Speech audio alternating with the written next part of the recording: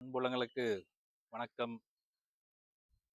இன்னைக்கு நம்ம படம் ரிவ்யூ பார்க்க போறோம். ரெண்டு பேரும் என்னடா ப்ளூ டிஷர்ட்ல இருக்கான்னு பாக்குறீங்களா? ஆமா, இது வந்து எங்களுடைய ஃப்ரெண்ட்ஷிப் செலிப்ரேஷன் போட்டிருக்கோம். சரி, ஓகே. School friends actually. அதனால அதுக்கு வந்து ஒரு யூனிட்டியா ஒரு ரெடி பண்ணலாம் மூமெண்டம் அப்படின்னு சொல்லிட்டு ஒரு நாங்களே ரெடி பண்ணி மாத்தி மாத்தி கிஃப்ட் பண்ணிக்கிட்டோம். ஆமா.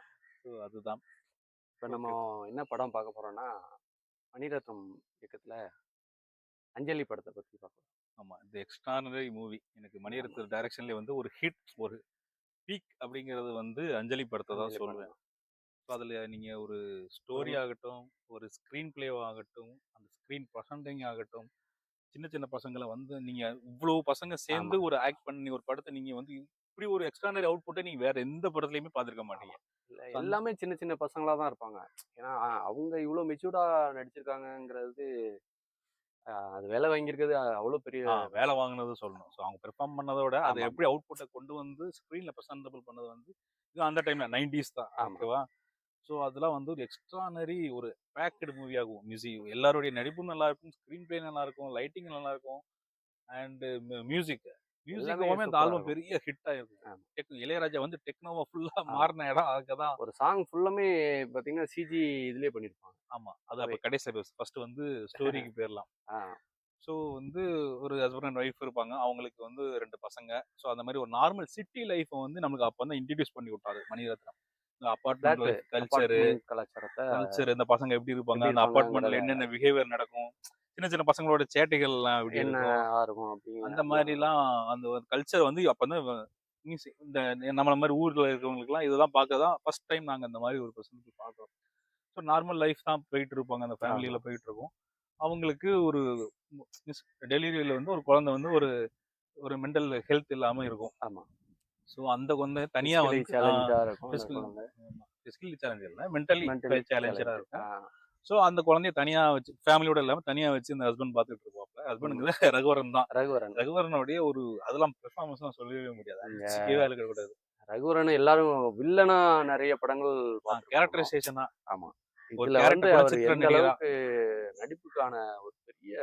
ஸோ அந்த மாதிரி அந்த குழந்தை தனியாக வச்சிருப்பாரு. ஒரு கண்டிஷன்ல அதை திருப்பி ஃபேமிலிக்குள்ள கொண்டு வர சூழ்நிலை ஏற்படும்.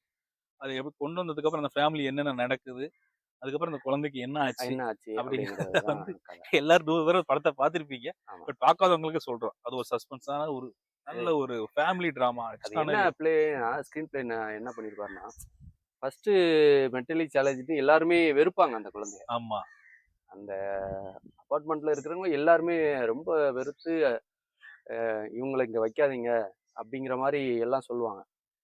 லாஸ்டா வந்து எல்லாரும் லவ் பண்ண ஆரம்பிச்சாங்க. எல்லாருமே அந்த குழந்தை மேல அடாப்ட் ஆயிடுவாங்க. ரொம்ப எமோஷனலா அட்டாச் ஆயிடுவாங்க. எமோஷனல் எல்லாமே நமக்கு ஸ்கிரீன்ல நமக்கு தெரியும். அது டிராமாவா இல்லாம ஒரு ரியல் அந்த கேப்சரிங் வந்து அழகா பண்ணிருப்பாரு. அது கிளைமேக்ஸ்லாம் வந்து அட்டகாசம் பண்ணிருப்பாங்க. அந்த பிரசன்டபிள் தான். ஸோ ஒரு நல்ல மூவி. நீங்க வந்து இன்னமும் அந்த மூவி ஃப்ரெஷ்ஷா இருக்கும் நீங்க பாக்குறதுக்கு. ஸோ நிறைய கத்துக்கிற மாதிரி இருக்கும்.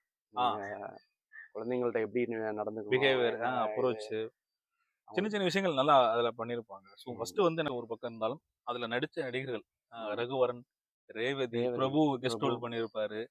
பிரபுலாம் வந்து அவ்வளவு பீக்ல இருக்க கெஸ்ட் ரோல்ல பண்ணிருப்பாங்க. ஒரு கெஸ்ட் ரோல் இந்த மாதிரி ஒரு கதைக்கு பண்ணிருக்காருன்னா அப்ப யோசிச்சு பாருங்க, அந்த கதை எவ்வளவு டெப்தா இருந்தா அவரு ஒரு சின்ன ரோல் பண்ணிட்டு போகலாம் அப்படின்னு. ஜனகராஜுக்கும் எக்ஸ்ட்ரானரி கேரக்டர். அது காமெடி மட்டும் இல்லாம ஒரு பைத்தியமா இருப்பான். ஆமா ஆமா, அந்த பைத்தியத்துக்கான ஒரு எமோஷனலும் பின்னாடி வச்சிருப்பாரு.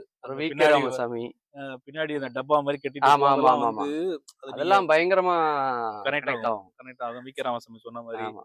சோ அந்த மாதிரி ஒரு பெரிய சின்ன பசங்க நினைச்சது வந்து என்னன்னா, நம்ம சார்மிலின்னு சொல்லிட்டு சாலினியோட அவ்வளவு கியூட்டா இருந்திருக்கும். ஒரே காஸ்டியூம் தான்.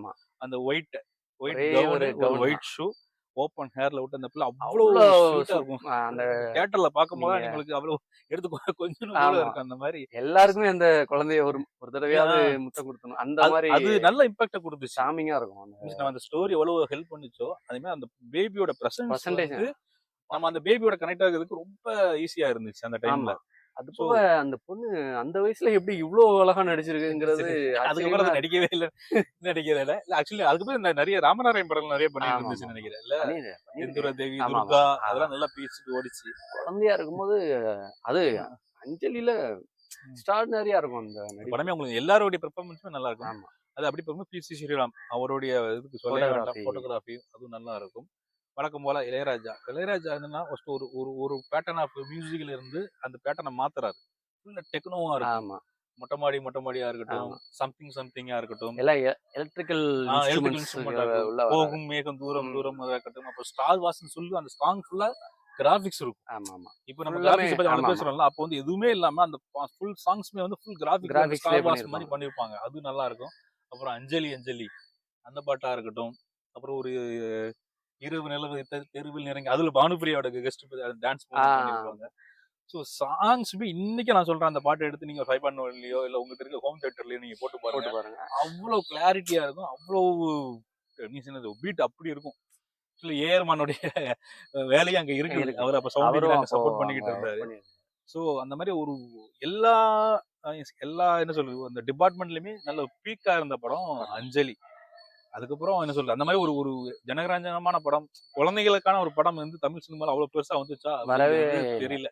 ஏன்னா அந்த ஏஜ்ல இல்ல பண்ற அந்த மாரி. அந்த அந்த கண்டென்ட்டோட வேற மாதிரி படங்கள் இன்னும் நமக்கு அந்த மாதிரி ஒரு பெருசா இம்பாக்ட் கொடுக்குற மாதிரி வரல. குழந்தைகளோட வாழ்வியல் உலகம் உலகம். அவங்க எப்படி என்ன சேட்டை அதுக்குள்ளதான் நம்மள பண்ணுவானுங்க. எடுத்துட்டு போயிருப்பாரு அதுல. ஆமா. இதுல என்ன விஷயம்னா, நம்மளோட பாயிண்ட் ஆஃப் வியூல அந்த கதையே வராது. எல்லாமே குழந்தைங்களோட பாயிண்ட் ஆஃப் வியூல தான் இருக்கும். அவங்க யுவன் உலகம் சங்கர் எப்படி அதெல்லாம் சின்ன இருக்கும்? வயசுல பாடியிருப்பாரு அவரு அந்த பாட்டு. அப்புறம் வருண் அந்த பையன் பின்னால ஹீரோவா தெலுங்கு ஆமா, பண்ணிட்டு ஆமா. இருந்தான். அவன் அப்புறம் இருப்பாரு. வந்து விஷ்ணு ஆமா. விஷ்ணுவர்தன் விஷ்ணுவர்தன் டைரக்டர் இருப்பான். ஆமா அவன் டைரக்டர் இருப்பான். அவர்லாம் அதுல அதெல்லாம் அந்த இதுல நடிச்சிருப்பாரு. இருப்பாரு. ஸோ அந்த மாதிரி ஒரு விஐபிகள் நிறைந்த ஆமா. படமா தான் இன்னொன்னு இருந்துச்சு. யார் இருக்காங்கன்னு தெரியல. நாங்க மிஸ் பண்ணியிருப்போம். ஸோ தவறா நினைச்சிடாதீங்க. மணிரத்னத்துடைய பெஸ்ட் ப்ராடக்டா நான் அதை பாக்குறேன், அஞ்சலி. ஸோ டைம் கிடைக்கிறவங்க கண்டிப்பா பாருங்க. கண்டிப்பா பாருங்க. இன்னும் உங்களுக்கு என்டர்டைன்மெண்டா இருக்கும். அட்லீஸ்ட் இந்த சாங்ஸோட ஆல்பம் வந்து திருப்பி கேளுங்க. 90s பீரியட்ல அது ஒரு மறக்க முடியாத ஒரு படம். ஆமா, இன்னைக்கு இருக்க ஜெனரேஷனும் எடுத்து கொஞ்சம் பாருங்க அது. ஆமா. இன்னைக்கு இருக்கவங்க தான் இன்னைக்கு ஒரு ஜெனரேஷன் நம்ம ஏதோ மூதாதையர் மாதிரி பேசாதப்பா. எல்லாரும் பாருங்க பார்த்த படத்தை பார்த்து என்சி கொண்டாடுங்க. கிட்ஸ் இருக்காங்கல்ல. ஒரு ஹாப்பினஸ் கொடுக்கக்கூடிய படம். ஸோ நீங்க கண்டிப்பா அந்த அந்த ஃபர்ஸ்ட் ஆல்பத்தை கேளுங்க. ஆமா. அதுக்கப்புறம் நீங்க ஆட்டோமேட்டிக்கா அந்த படத்தை பார்ப்பீங்க. ஆமா. ஸோ இந்த வாரம் ரிவ்யூ அஞ்சலி பாப்பாவோட முடிவு பெறுது. ஸோ மீண்டும் நல்ல ஒரு படத்துல சந்திப்போம். சரியா? நன்றி, வணக்கம்.